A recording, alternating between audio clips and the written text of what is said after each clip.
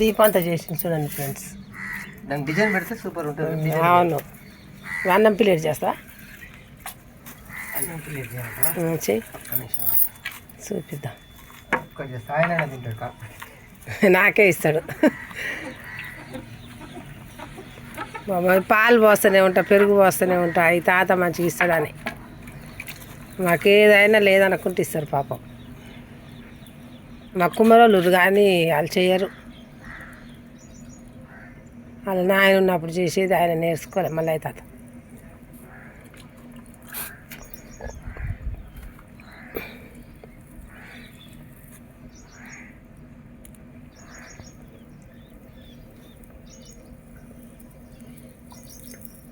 ఎంత కష్టపడితే ఆ కుండ తయారవుతుంది.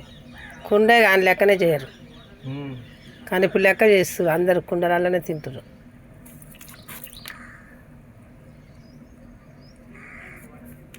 నేను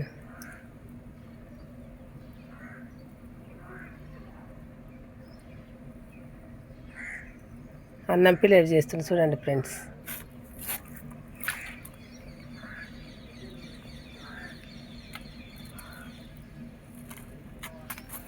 అదేంటిది, ఏంటిది అది?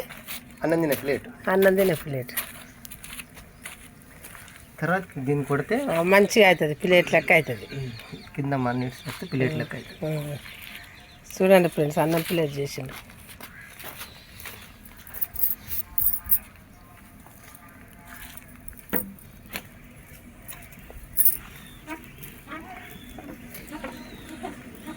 అట్లా తిప్పి మళ్ళీ చేతులతోటి చేస్తారు. మరి వాళ్ళది ఖరాబ్ అయితే నల్గొండలో కొనుక్కొచ్చారు కదా? నీదేనా? కొనుక్కొచ్చిందా?